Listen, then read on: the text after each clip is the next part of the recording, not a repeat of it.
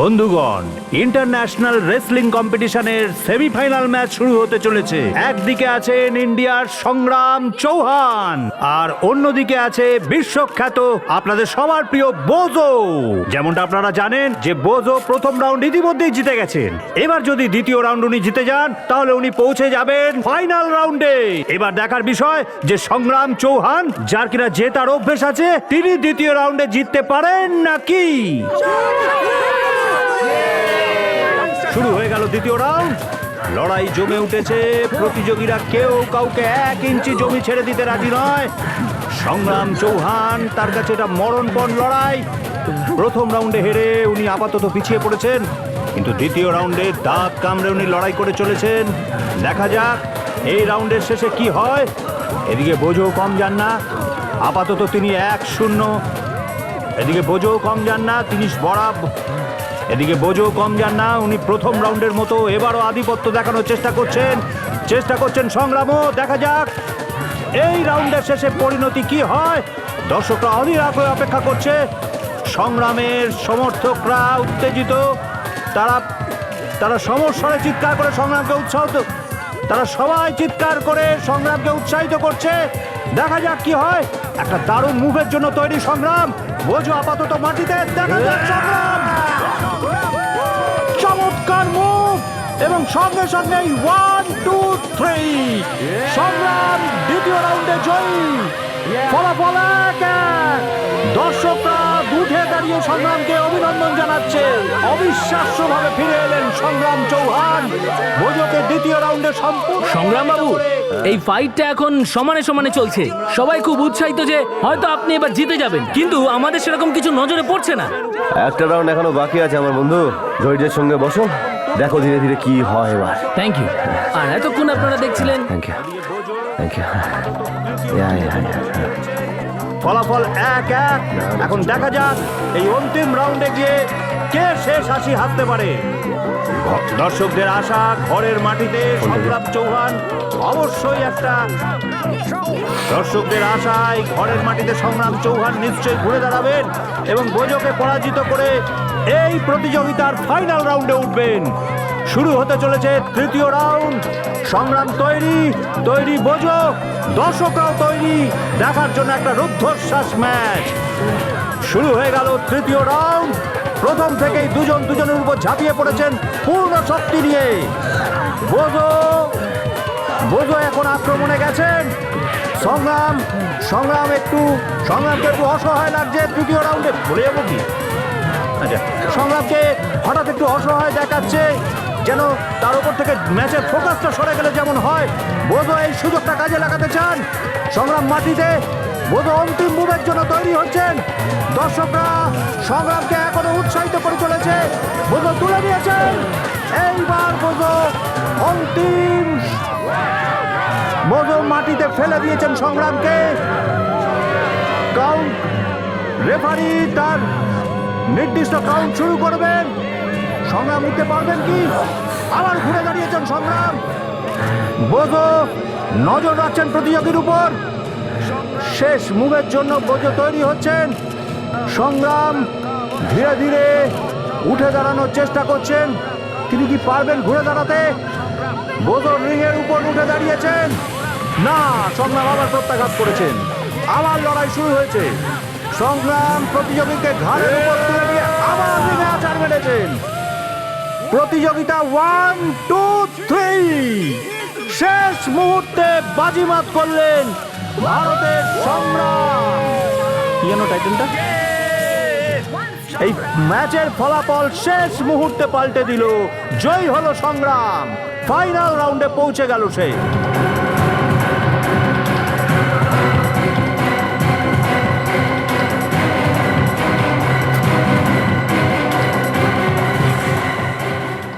দীপা, রঘু,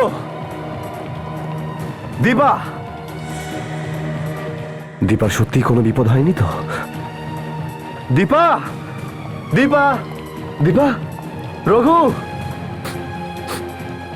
কেরোসিনের গন্ধ, ধোঁয়া। দীপা,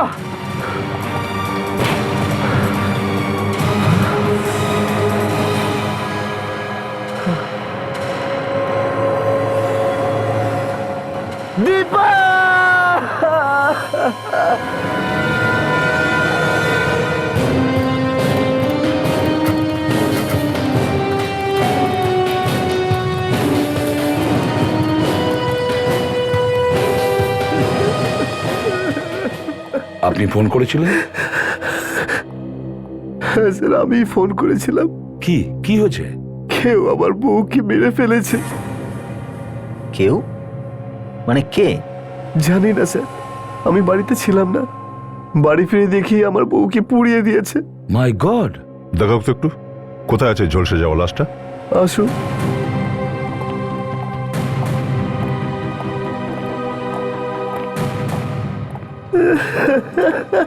প্লিজ এক মিনিট হাত লাগাবে না। Please please please.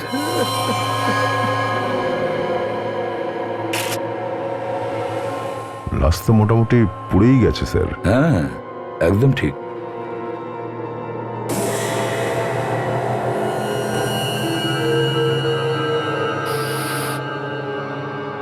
স্যার, হ্যাঁ এটা থেকে কেরোসিনের গন্ধ পাচ্ছি।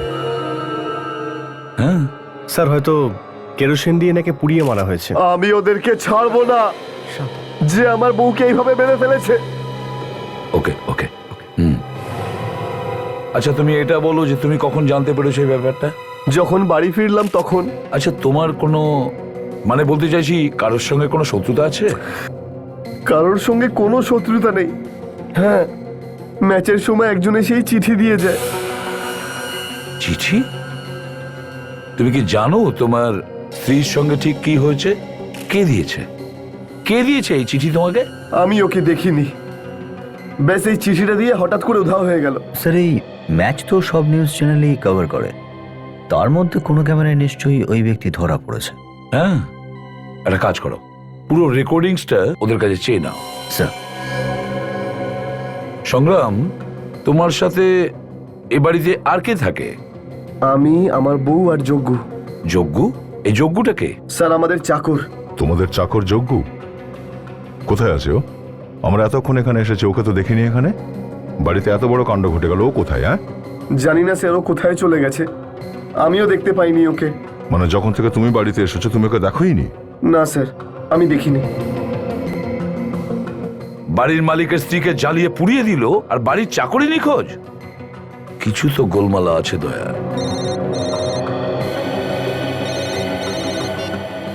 হ্যালো, কে? যজ্ঞ, যজ্ঞ তুই কোথায়? যজ্ঞ, হ্যালো হ্যালো। তোমার চাকর যজ্ঞুর ফোন ছিল ওটা? কি কি বললো? স্যার যজ্ঞ বলছিল সাহেব আমাকে বাঁচান, আর হঠাৎ করে ফোনটা কেটে গেল। দেখো তো ফোনটা করতে গেছিল। দেখি। অভিজিৎ, অভিজিৎ, একটা কথা আমার খটকা লাগছে। এত সহজে এরকম নৃশংসভাবে কিভাবে পুড়িয়ে মারলো? ঘরে তো কোনো হাতাহাতিরও চিহ্ন নেই। না অভিজিৎ, কিছু একটা গোলমাল আছে। তার মানে খুনি পুরো তৈরি হয়ে এসেছিল। হুম। স্যার, হ্যাঁ, পিজি রোডের কোনো একটা পিসি থেকে করা হয়েছিল এই কলটা। পিজি রোড থেকে? স্যার,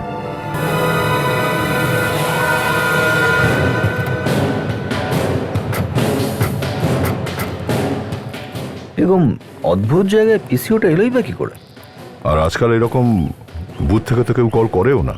যাদের বাড়ি ঘরের কোনো ঠিকানা নেই তারাই হয়তো এখানে আসে। এটা রক্ত নাকি রং লেগে আছে? এদিকে দেখো,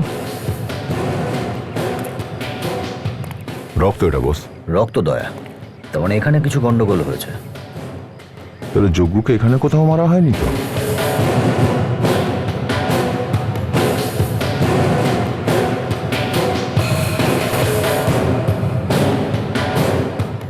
স্যার স্যার, ওখানে আমি কিছু একটা নড়তে দেখলাম, আওয়াজও পেলাম একটা।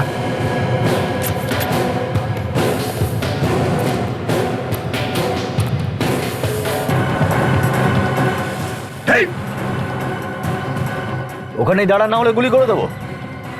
সাবধানে, ওর হাতে কিন্তু বন্দুক আছে, গুলি করতে পারে। গাড়ি নিচে কর, গাড়ি নিচে কর, না হলে গুলি করে দেবো।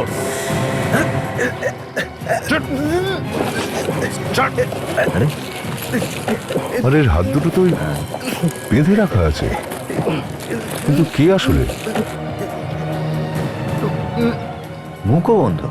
বোঝো ঠেলা, আর আমরা ভাবলাম যে আমাদের উপর হামলা করেছে। কিন্তু স্যার এই লোকটাকে সেটা তো এই বলবে। বল। সাহেব আমি যোগ্য সংগ্রাম সাহেবের কাজের লোক। তোমার এই অবস্থা কি করে হলো? ওই যে ওখানে বসে আছে, ওই যে ওই যে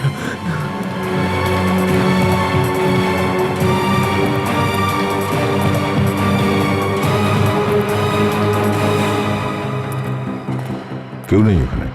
পালিয়ে গেছে। এখানে তো কেউই নেই। হ্যাঁ, কে ছিল ওখানে? হ্যাঁ, আমি জানি না স্যার, আমি আমি তো- কিছু জানি না। মিথ্যা কথা বলছিস না তো? আমি কেন মিথ্যা কথা বলবো বলুন? আচ্ছা চল, সাহেব আমি কিচ্ছু করিনি স্যার, চল। আমি কিচ্ছু করিনি স্যার। সাহেব এই আমি- হচ্ছে যজ্ঞ। এই, এক মিনিট, আ, এক মিনিট। আ, সাহেব, স্যার, ও বলছে যে ওকেও নাকি কেউ কিডন্যাপ করেছিল। ওর মুখে পট্টি লাগানো ছিল, হাতে বন্দুক বেঁধে আমাদের দিকে পাঠিয়ে দিয়েছিল। কে কে এটা করেছে? কে ছিল সে? আমি জানি না স্যার। ওর মুখটা তুমি দেখোনি? না স্যার, ও নিজের মুখের উপর মাস্ক পরেছিল। আচ্ছা, ওর বিষয়ে আর কিছু মনে পড়ছে? কিভাবে কথা বলছিল, কিভাবে হাঁটছিল, কিছু? হ্যাঁ সাহেব, যখন ও আমাকে আপনাদের দিকে ধাক্কা দিল তখন আমার পকেটে এই যে একটা কাগজ রেখে দিয়েছিল, এই যে এটা।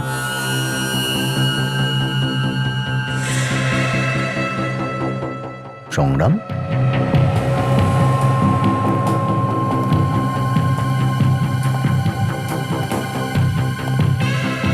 সংগ্রাম, পরের ম্যাচে আমি তোমার জন্য অপেক্ষা করব।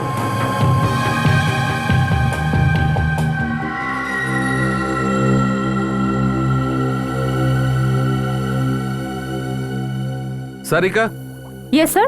বড় হোয়াটসঅ্যাপটা দাও তো। হ্যাঁ স্যার।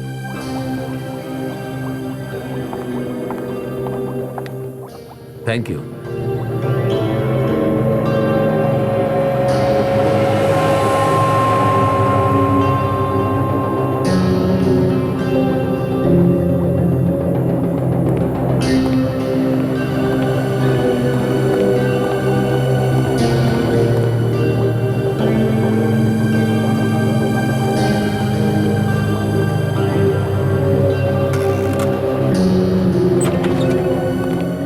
এটা হতেই পারে না। কি হলো সালুকে? কি হতে পারে না? বস, আমি বলছি এই মেয়েটার মৃত্যু আগুনে পড়ে হতেই পারে না। মানে সেটা কি করে হতে পারে? যে অবস্থায় আমরা এই লাশটা পেয়েছি তাতে স্পষ্ট যে এটা আগুনে পুড়ে মারা গেছে। সেটা যা কিছু হতে পারে অভিজিৎ, কিন্তু আমি তোমাদের সেই কথাই বলছি যেটা টেস্ট করে পেয়েছি। টেস্ট? কি কি জানতে পেরেছো টেস্ট করে? এইটাই যে আগে মেয়েটিকে মারা হয়েছে, তারপর পোড়ানো হয়েছে। আপনার কেন মনে হচ্ছে এটা ডক্টর সালুকে যে এই মেয়েটাকে মারার পর পুড়িয়েছে? দেখো দয়া, যার মৃত্যু পুড়ে গিয়ে হয় তার ফুসফুসে কার্বন পাওয়া যায়।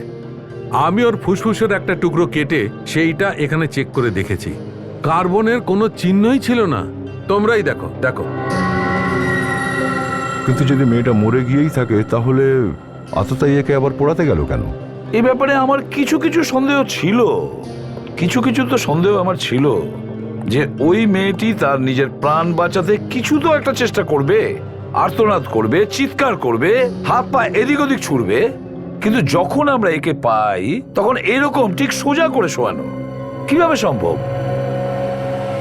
কিন্তু এর মৃত্যু হলো কি করে? অভিজিৎ, এখনো পর্যন্ত তো জানতে পারিনি, জানবার চেষ্টা করছি। কিছু তো কারণ হবেই। বিনা উদ্দেশ্যে কেউ কেন জ্বালিয়ে দেবে লাশটা? হয়তো কিছু লুকোনোর চেষ্টা করেছিল যে খুন করেছিল। হ্যাঁ, হতে পারে। স্যার, যদি এই মহিলার মেডিকেল রিপোর্ট পাওয়া যেত আগেরটার, তাহলে মৃত্যুর কারণ জানা অনেক সহজ হতো। অভিজিৎ, সংগ্রামের কাছে খোঁজ নাও এর কোনো মেডিকেল রিপোর্ট আছে কিনা। স্যার, আর ওই রেসলিং ম্যাচের ফুটেজটা কোথায় রয়েছে? স্যার, বিবেক নিয়ে আসছে। বিবেক নিয়ে আসছে? ঠিক আছে, দেখি গিয়ে কি জানতে পারি আমরা ওই রেসলিং ম্যাচের ফুটেজ দিয়ে। হ্যাঁ নাতাশা, সব চ্যানেলের রেকর্ডিং নিয়ে এসছো? Yes sir. ঠিক আছে, আমরা চালিয়ে দেখি দেখি কে চিঠি দিয়েছিল সংগ্রামকে।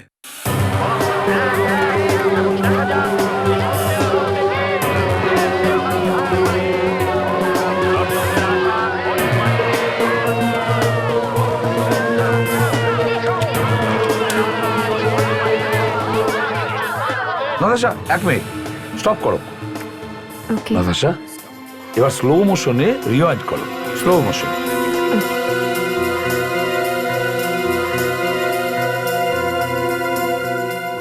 এই দেখো, এই সেই লোক যে চিঠি দিয়েছে। এই টি শার্টে কি লেখা আছে? T&S jeans. এর সাহায্যে আমরা এর বিষয়ে জানতে পারি স্যার। ভালো করে দেখো এই ছবিটা আর বলো যে এই ছেলেটা এখানে আসে। আপনারা কি এর আত্মীয় হন?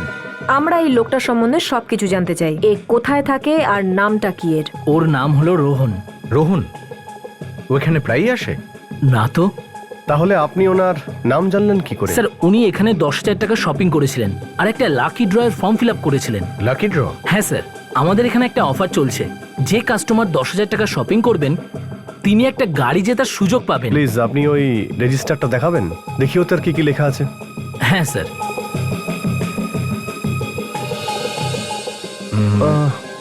রোহন, শুধু তোর নাম্বার আছে? বিবেক, একটা কাজ করো, রোহনকে ফোন করো আর ওর অ্যাড্রেসটা জানো, আর এটা ওকে বলো যে লাকি ড্রতে ও গাড়ি জিতেছে।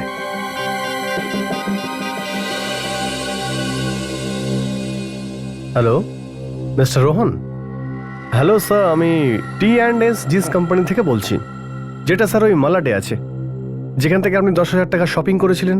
হ্যাঁ হ্যাঁ, আর আপনি লাকি ড্রয়ের ফর্মও ফিল আপ করেছিলেন কার জেতার জন্য। স্যার কনগ্রাচুলেশনস, আপনি ওই গাড়ি জিতে গেছেন। গাড়িটা এখন আপনার। স্যার আপনি বলবেন যে আপনি কোথায় আছেন, আমরা কার ওখানেই পৌঁছে দেব। হ্যাঁ স্যার, একদম ওখানেই। ইয়েস স্যার, এক মিনিট স্যার, পেন। ইয়াপ, হ্যাঁ স্যার বলুন। ওকে, কি? All right, all right. Thank you very much sir. Congratulation once again sir. Please shop again sir. Yup, thank you. Okay, bye sir. Sir এই যে পেয়ে গেছি sir, এই যে। এই হলো অ্যাড্রেস। হ্যাঁ দেখো, এই ব্যাপারটা খুব সিরিয়াস, এই জন্য ওর কানে যেন কোনো খবর না যায়। মুখ একদম বন্ধ। Yes sir. চলো। Thank you. Welcome sir.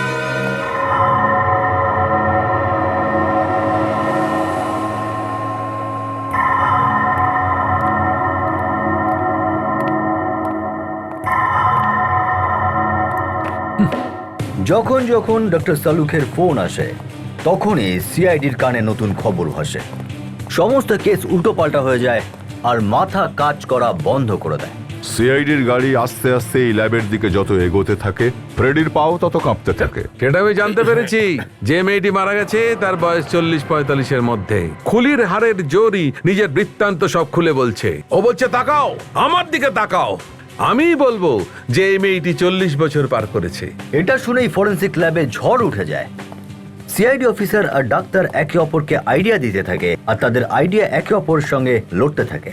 CID অফিসারেরা মহিলাটির বয়স 30 আর 35-এর মাঝামাঝি বলে, আর সেটা শুনে ডক্টর সালুখের কান হয়ে যায় সোজা, আর ডক্টর সালুখের মুখ আগুনের মতো জ্বলে। আর হাসতে হাসতে ডক্টর সারিকার পেট ব্যথা হয়ে যায় আর ও বলে যে এই মহিলাটি হার্ট অ্যাটাকের কারণে মারা গেছে। কি? হার্ট অ্যাটাকের ফলে মারা গেছে?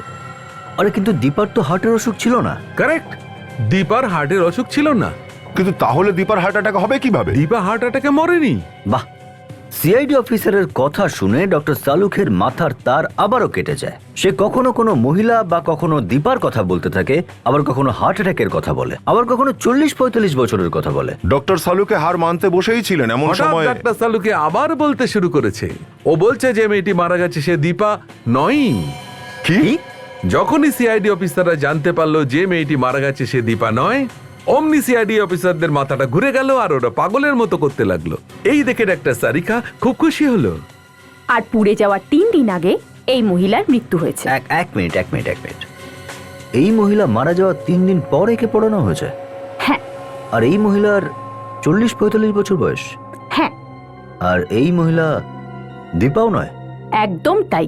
আর ওর লাশে কোথাও কোথাও এরকম ওষুধ পাওয়া গেছে যেটা ওই লাশগুলোকে লাগানো হয় যেগুলো মর্গে রাখা হয়, কারণ মর্গে ব্যবহার করা হয় যাতে লাশটা পচে না যায়। এই লাশটা, মানে এই লাশটাকে কোনো মর্গ থেকে চুরি করা হয়েছে? হ্যাঁ। ওহো, তাহলে কোনো একজন মহিলার হার্ট অ্যাটাক হয়ে মৃত্যু হয় আর তারপর তার লাশ বিক্রি করা হয়, জ্বালিয়ে দেওয়া হয়, এটা দেখানোর জন্য যে এটা অন্য কোনো মহিলার লাশ যাকে পুড়িয়ে মারা হয়েছে। কি বিশাল লম্বা প্ল্যান।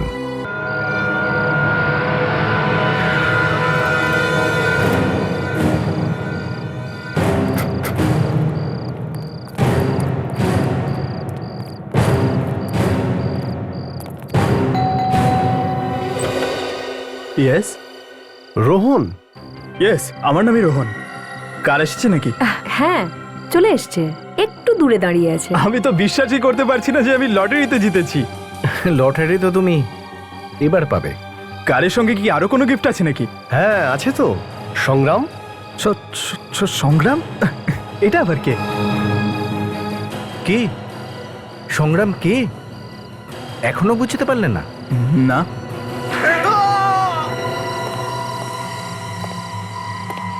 অপহরণকারীকে যে সাহায্য করে সে একই দোষে দোষী হয় যে দোষ অপহরণকারী করে, আর তারও ঠিক একই শাস্তি পাওয়া উচিত। আমি কিছু করিনি স্যার, আমাকে ছেড়ে দিন প্লিজ। আমার সংগ্রামের সঙ্গে কোনো রকম সম্পর্কই নেই। সংগ্রামের ওয়াইফকে কিডন্যাপ করে কোথায় রেখেছো? কিডন্যাপ? আমি কোনো কিডন্যাপ করিনি, আমি তো শুধু চিঠিটা দিতে গেছিলাম। সত্যি সত্যি বল, না হলে আরেকটা দেবো। স্যার স্যার আমি সত্যি কথা বলছি স্যার, আমি শুধু চিঠিটা দিতে গেছিলাম, তাও আমাকে কেউ একজন বলেছিল চিঠিটা দিয়ে আসতে। কে দিতে বলেছিল তোমাকে? চেনো তাকে? আমি জানি না, কিন্তু কিন্তু ও বলেছিল যে এই চিঠিটা সংগ্রামের কাছে দিয়ে দিতে। চিঠিটা পড়া মাত্রই ও এই ম্যাচটা হেরে যাবে আর আমি জিতে যেতাম। সংগ্রাম ম্যাচ হারলে তুমি কি করে জিতে যেতে? ওই সংগ্রামের সঙ্গে যার ম্যাচ ছিল বোঝো, ওর উপরে আমি অনেক টাকা লাগিয়েছিলাম স্যার, আর আমি চাইতাম যে সংগ্রাম যাতে হেরে যায়। আর এই জন্য তুমি ওকে ওই চিঠিটা দিয়েছিলে? হ্যাঁ স্যার, দিয়ে দিই। এই, যদি আমরা জানতে পারি না যে তুই মিথ্যে বলছিস, তাহলে এমন থাপ্পড় মারবো যে তুই তোর মুখ নিজেই কখনো চিনতে পারবি না। আমি মিথ্যে কথা বলছি না স্যার, আমি মিথ্যে কথা বলছি না। তুই লোকটাকে আরেকবার যদি দেখিস, চিনতে পারবি তো ভালো করে যে তোকে ওই লেটারটা দিয়েছিল? হ্যাঁ স্যার, চিনতে পারবো আমি। ঠিক আছে, ওকে দিয়ে ওই লোকটার স্কেচ বানাও যত তাড়াতাড়ি সম্ভব।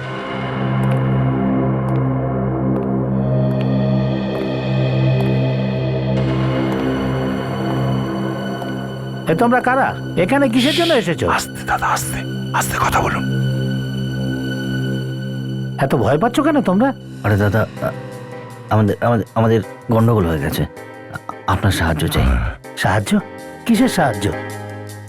আমাদের একটা লাশ চাই। লাশ? কি করছেন আপনি? সবাই জেনে যাবে। আপনি বলুন আপনার কত টাকা চাই, আমরা দেব। কি করেছো? কি করে ফেসে গেছো? কত টাকা দেবে? যা তুমি চাইবে।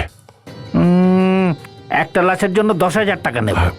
ঠিক আছে, দিয়ে দিচ্ছি, ডান। আচ্ছা একটা কথা বলো, লাশ কি পুরুষের চাই নাকি কোনো মহিলার? মহিলার। বয়স? 40 বছর। 40 বছর? 40 বছর? 40 বছরের তো নেই একটাও। একটু এদিক ওদিক করে নাও। না না, লাশ তো আমাদের 40 বছরেরই লাগবে। 40-এর নেই। 2 দিন আগে তো ছিল। হ্যাঁ ছিল। আপনি বেঁচেছেন।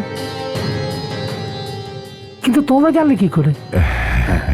আরে দাদা, আমরাও তো এই একই ব্যবসায়ী করি, আমরা সবকিছু জানি। যে বলো, বেঁচেছিলে কিনা লাশ? হ্যাঁ বিক্রি করেছি।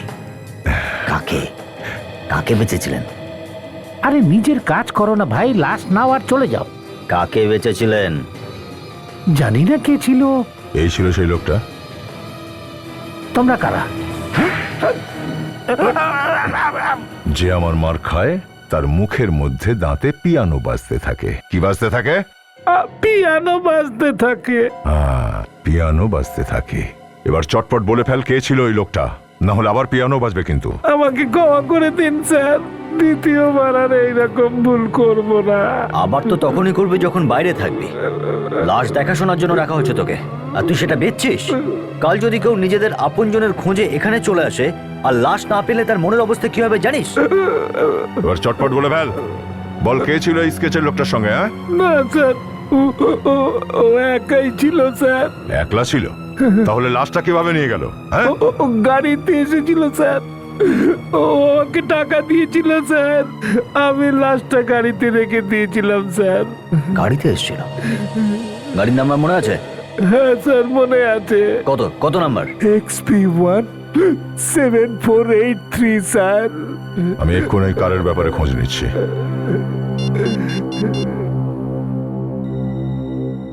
হ্যাঁ হ্যালো, আমি ইন্সপেক্টর দয়া বলছি, সিআইডি থেকে। XP1 7483। এই নম্বরের গাড়িটার ব্যাপারে খোঁজ খবর চাই আমার। এর মালিক কে আর তার অ্যাড্রেস কি? হ্যাঁ, ঠিক আছে, আমি হোল্ড করছি। এই, যদি জানতে পারি তুই মিথ্যে বলছিস, এখন তো সবে তো দাঁত নড়েছে, এরপর সেটা হাতে রেখে দেবো, বুঝলি? আমি যতটুকু জানতাম আমি সব সত্যি সত্যি বলে দিয়েছি স্যার। কারটার মালিকের নাম হচ্ছে বিক্রান্ত। বিক্রান্ত? তার মানে এই পুরো গল্পটা বিক্রান্ত লিখেছে। একটা কাজ করো, এসিপি স্যারকে ফোন করো, অ্যাড্রেস দিয়ে দাও, ওনারা চলে যাবেন। ঠিক ততক্ষণ আমরা দুজনকে জেলের হাওয়া খাইয়ে দিই। চল চল। চল।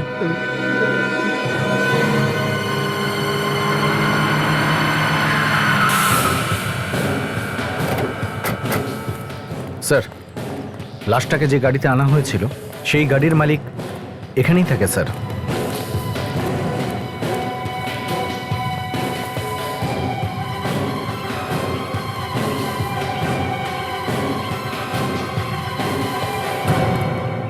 স্যার, দরজা বন্ধ, তালা দেওয়া রয়েছে। হ্যাঁ, দেখতে পাচ্ছি। হয়তো বাড়িতে কেউ নেই স্যার। অবভিয়াসলি অপরাধ করার পরে তো কেউ বাড়িতে বসে থাকে না, পালিয়ে গেছে কোথাও লুকিয়ে থাকার জন্য। সচিন, এই লোকগুলোর সঙ্গে কথা বলে দেখি, হয়তো এরা জানতে পারে এখানে ঠিক কি ঘটেছিল। আচ্ছা দাদা, এই কথাটা বলুন যে আপনারা এখানে আশেপাশেই থাকেন। হ্যাঁ স্যার, কিন্তু কি ব্যাপার? এই ফটোটা দেখুন আর বলুন ছবির এই লোকটাকে আপনারা চেনেন? এখানেই থাকে। কিছু দরকার ছিল? হ্যাঁ, আমরা সিআইডির লোক। সিআইডি? সিআইডি? তার মানে আমার সন্দেহ ঠিক। সন্দেহ? কিরকম সন্দেহ? স্যার, এই লোকটাকে আমি বেশ কিছুদিন ধরে দেখছি, আমার কিছু গোলমাল লেগেছে। গোলমাল মানে? এই লোকটা না কারোর সাথে দেখা করে, না কারোর সাথে কথা বলে। আচ্ছা, এ বাড়িতে একা থাকে না আরো কেউ সঙ্গে থাকে? এর সাথে যদিও কেউ থাকে আমরা জানি না, আমরা ওকে যখনই দেখেছি তখন একাই দেখেছি স্যার। কিছু আন্দাজে বলতে পারবেন এই মুহূর্তে কোথায় আছে? সেটা বলতে পারবো না। হ্যাঁ, সকালেই বেরিয়ে গেছে। সকালেই? কটায়? প্রায় 5:30 6টা। 5:30 6টায়? হ্যাঁ, আমি সকালে হাঁটতে বেরিয়েছিলাম, সেই সময় দেখেছিলাম। গাড়ির মধ্যে একটা বাক্স ঢোকানোর চেষ্টা করছিল। বাক্স নিয়ে যাচ্ছিল? কি ছিল ওতে, আপনি দেখেননি? একটা বড় বাক্স ছিল, খুব চাপাচাপি করছিল গাড়ির মধ্যে ঢোকানোর জন্য। আমি সাহায্য করার চেষ্টা করেছিলাম, কিন্তু কিন্তু কিন্তু কি? আমাকে কাছেই আসতে দিল না, বললো কোনো দরকার নেই সাহায্যের। Thank you. স্যার, ওই বাক্সের মধ্যেই কিছু ছিল যেটা ও চায়নি যে অন্য কেউ জানুক। হ্যাঁ, একটা তো গড়বড় আছে। চলো বাড়িটা সার্চ করতে হবে।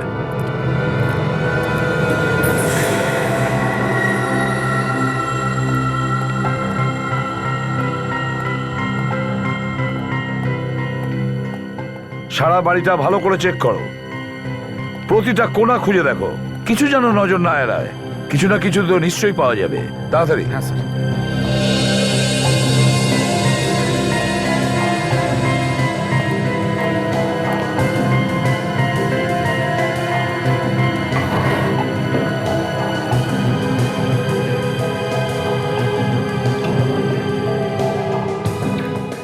স্যার, হ্যাঁ বিবেক। ভেতরে খুব বেশি জিনিস নেই স্যার। আচ্ছা, ভীষণ চালাক, আগের থেকেই ভেবে রেখেছে যে এখান থেকে পালাতে হবে, তাই ঘরে কিছুই রাখেনি। কোনো ব্যাপার না, খোঁজো খোঁজো, কোনো না কোনো কিছু তো নিশ্চয়ই পাওয়া যাবে। এটা কি?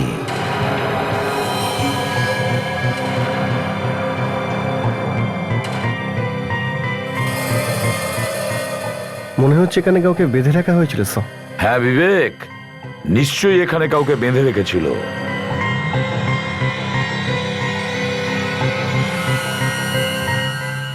গলার চেন? স্যার। হ্যাঁ সচিন। এই দেখুন স্যার, ওই রুমে এই ভাঙা চুড়ি আর এই চেনটা পেয়েছি। ভাঙা চুড়ি আর গলার চেন? চেন? সচিন, কি জানি আমার মনে হচ্ছে এই চেনটা আগে কোথাও দেখেছি। কোথায় কোথায় কোথায় দেখেছি আমি এই চেনটা?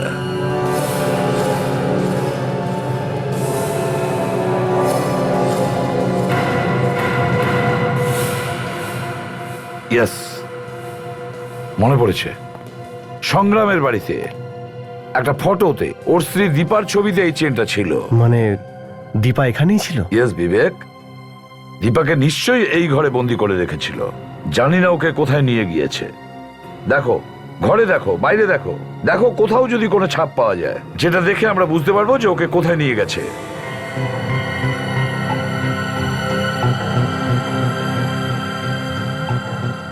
স্যার। হ্যাঁ বলো সচিন। স্যার, এই দেখুন স্যার, এই চিহ্ন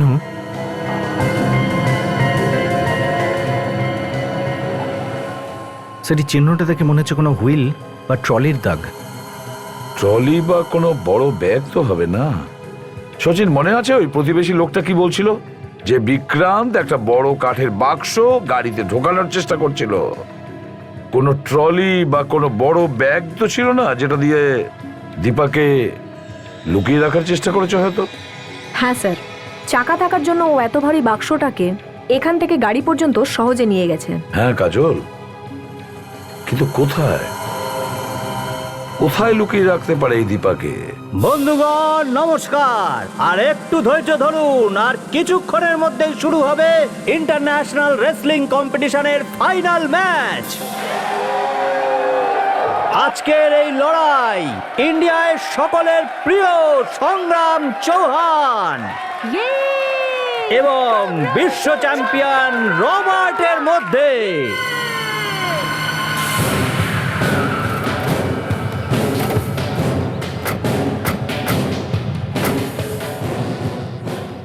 অভিজিৎ, এই বিক্রান্ত চাইতো যে কোনো ভাবেই হোক সংগ্রাম ফাইনালে হেরে যায়। ও এখানেই কোথাও এসেছে। ওর গাড়িটা খোঁজো। নাম্বারটা মনে আছে? হ্যাঁ স্যার, XP17483। কিন্তু স্যার, ও যদি গাড়ি নিয়ে এসে থাকে তাহলে তো নাম্বার প্লেটও চেঞ্জ করতে পারে। হ্যাঁ, ও নাম্বারটা বদলাতেও পারে, আবার নাও পারে। গাড়ি তো আমাদের খুঁজতেই হবে অভিজিৎ। চলো খুঁজে দেখি।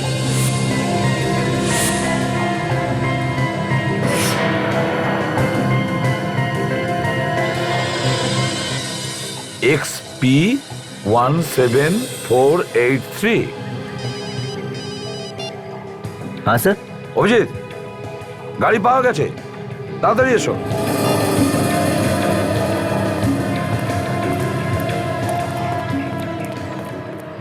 হ্যাঁ স্যার। এই হলো সেই গাড়ি, এই দেখো।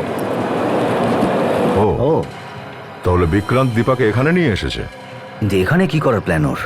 একটা কাজ করো দয়া, তুমি আর নাতাশা অডিয়েন্সে গিয়ে জিজ্ঞাসা করো, এই বিক্রান্তের ব্যাপারে জিজ্ঞাসা করো। স্যার, ওকে। আমি সংগ্রামের সঙ্গে দেখা করছি। হ্যাঁ, তাড়াতাড়ি।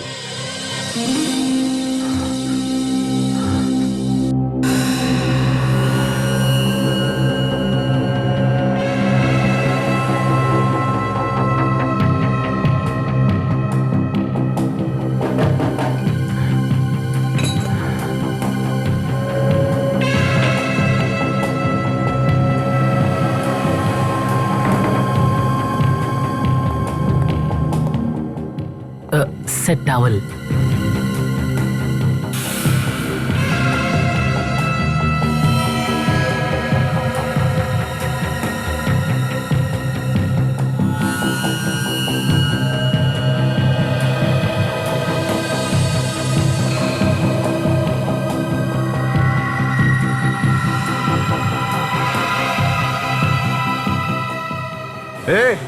আমার বউ কোথায় বল?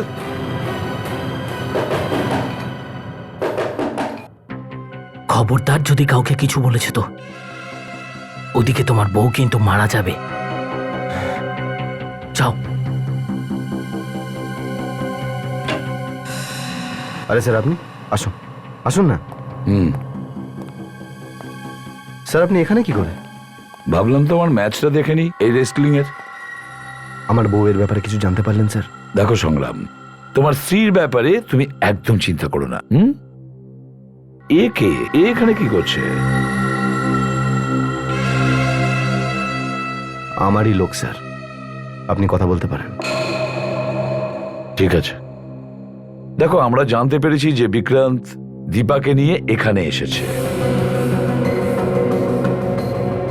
এখানে স্যার? হ্যাঁ এখানে। যদি কোনো কিছু সন্দেহজনক মনে করো তাহলে সঙ্গে সঙ্গে আমাকে ফোন করবে। আমরা কাছাকাছি থাকবো। হ্যাঁ স্যার। সংগ্রাম শোনো, বিক্রান্ত তোমাকে ভয় দেখানোর চেষ্টা করবে। কোনো ফোন টোন এসেছিল? ফোন তো আসেনি স্যার। কোনো চিঠি আগের মতো? না স্যার। ঠিক আছে, আমি যাচ্ছি, আমরা আশেপাশেই থাকবো।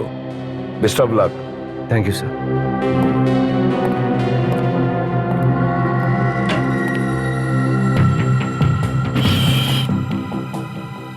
বল, আমার বউ কোথায়? বল বল।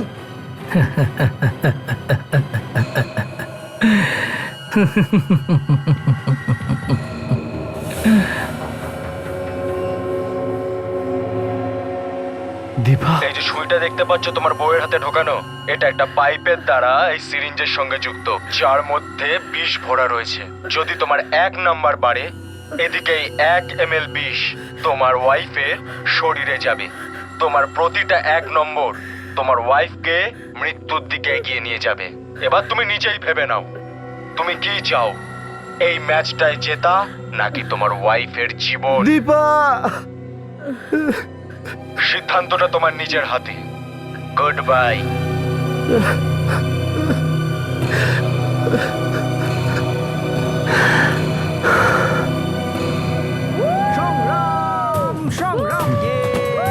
বিশ্ব চ্যাম্পিয়ন রবার্ট রিংয়ের মধ্যে তার নিজের ক্ষমতা জাহির করছেন। ওদিকে আমরা দর্শকের করতালির মধ্যে দেখতে পাচ্ছি, অন্যদিকে দর্শকদের করতালির মধ্যে এই মাত্র রিংয়ে প্রবেশ করলেন সংগ্রাম চৌহান। আজকে এই দেশের মাটিতে ফাইনাল রাউন্ডে ঘরের অগণিত দর্শকের মাঝে সংগ্রাম কি করেন তার জন্য মুখিয়ে আছেন সমস্ত দেশবাসী। শুরু হতে চলেছে ইন্টারন্যাশনাল রেসলিং কম্পিটিশনের ফাইনাল ম্যাচ। এই শোনো, আচ্ছা তোমার ডিউটি দিনের বেলা থাকে না রাতে থাকে? কিন্তু দাদা আগে এটা বলুন, আপনি কে আর এইভাবে কেন জিজ্ঞাসা করছেন? আমি সিআইডি থেকে এসেছি। হ্যাঁ হ্যাঁ হ্যাঁ হ্যাঁ হ্যাঁ হ্যাঁ হ্যাঁ স্যার। যেটা জিজ্ঞেস করবো তার সত্যি সত্যি জবাব দেবে, ওকে? ভালো করে দেখো, এই লোকটাকে দেখেছো কখনো এখানে? না স্যার, দেখিনি। আচ্ছা, এমন কোনো লোককে দেখেছো যে বড় একটা বাক্স নিয়ে যাচ্ছিল যার নিচে চাকা লাগানো? না না স্যার, দেখিনি। ভালো করে ভেবে বলো, তাড়া নিয়ে তো? না স্যার, আমি এরকম কোনো লোককে দেখিনি, সত্যি কথা বলছি স্যার, আমি কাউকে দেখিনি। আচ্ছা ঠিক আছে, চাকার ছাপ?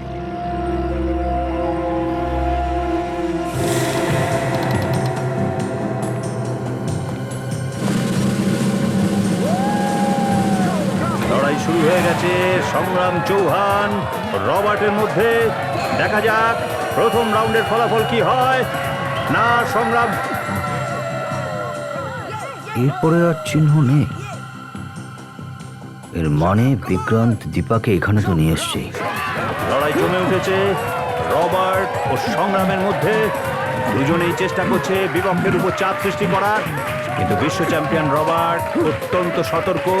সে জানে সম্রাটের দুর্বলতা কোথায়। সে সেই জন্য সংগ্রামকে প্রথম থেকেই কিন্তু নজর রেখে চলেছে।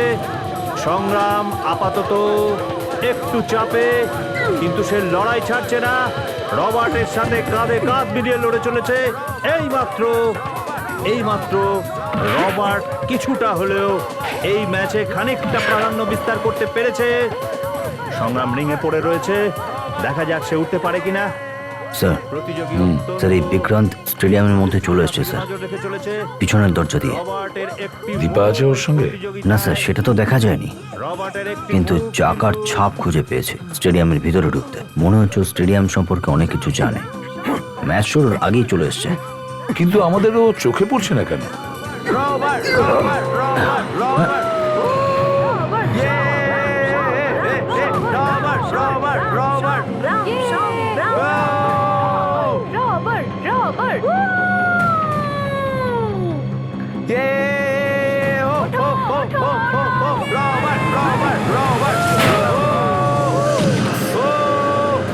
আরে এটা কি হলো?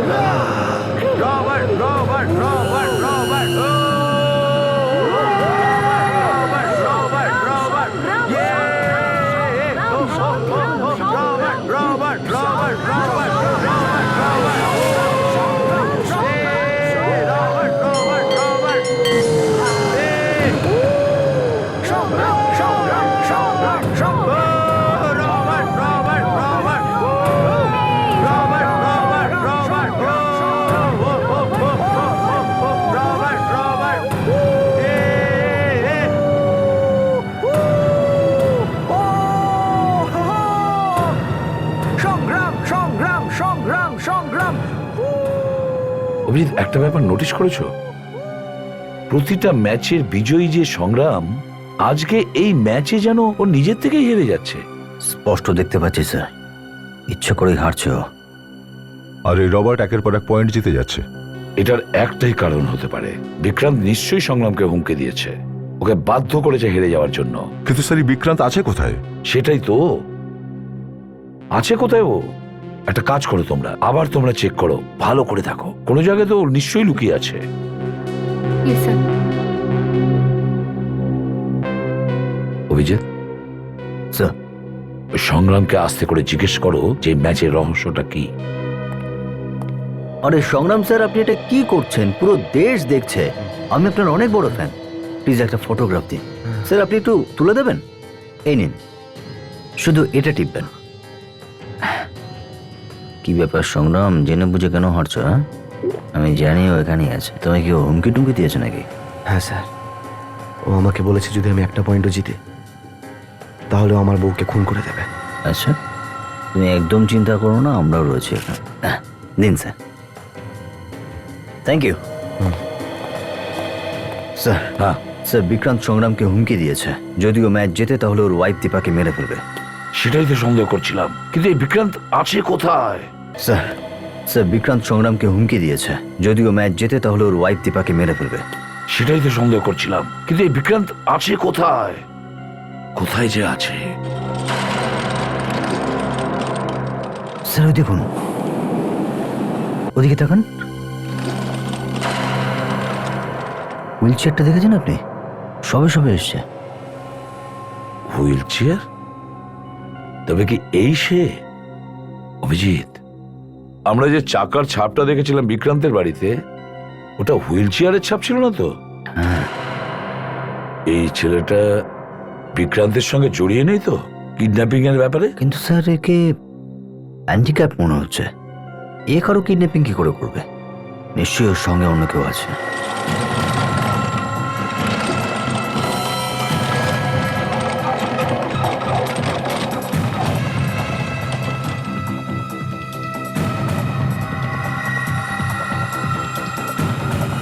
ও, নিয়ে এসেছিস?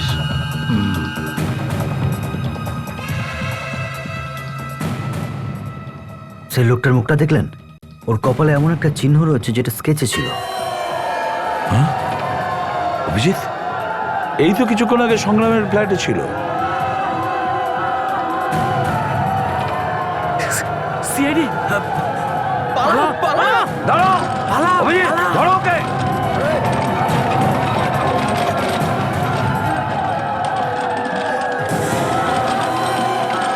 এই, অনেক পালিয়েছি, দাঁড়া। এই খবরদার! না হলে এই মেয়েটাকে আমি প্রাণে শেষ করে ফেলবো। এই ইনজেকশনের ভিতর বিষ রয়েছে, আমি ওর রক্তে সমস্ত বিষ মিশিয়ে দেবো। দেখো দেখো, আমি তোমার সামনে হাত জোড় করছি, আমার বউকে প্লিজ কিচ্ছু করো না।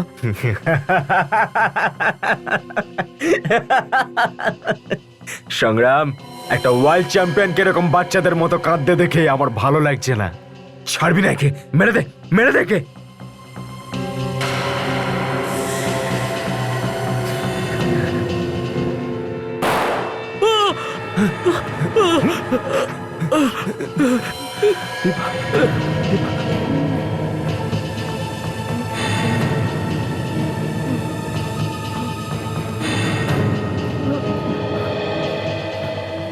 কে তুমি? কি মনে করেছিলে বিক্রান্ত যে তুমি বেঁচে এখান থেকে পালিয়ে যাবে?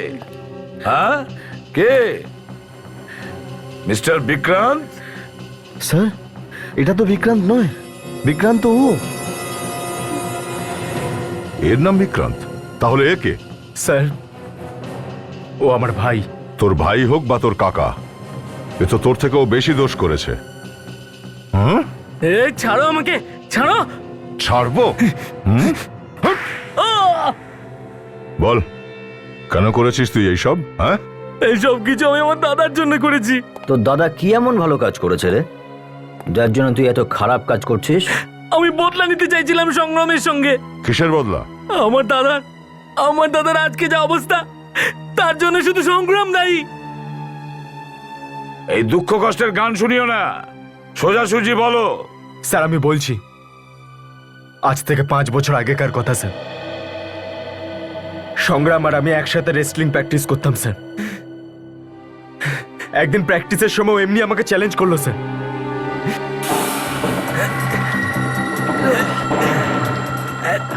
আরে তুই হার মেনে নে, তুই আমার কাছ থেকে জিততে পারবি না, বুঝলি? সংগ্রাম কোনোদিনও কারোর কাছে হার মানে না। আরে ভুলভাল বোকা ছেড়ে প্র্যাকটিস কর আমার সাথে। তুই আমার সাথে জিততে পারবি না। 1 নম্বর রেসলার আমি, আমার সাথে এখনো কেউ জিততে পারেনি। বিক্রান্ত, সংগ্রাম কোনোদিনও হার মানে না।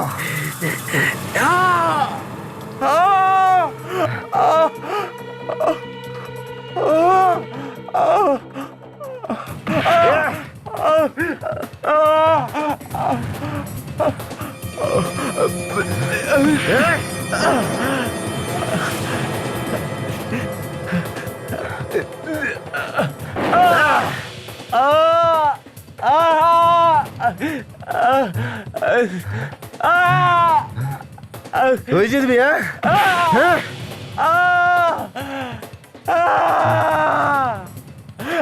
তুই জিতবি, হ্যাঁ?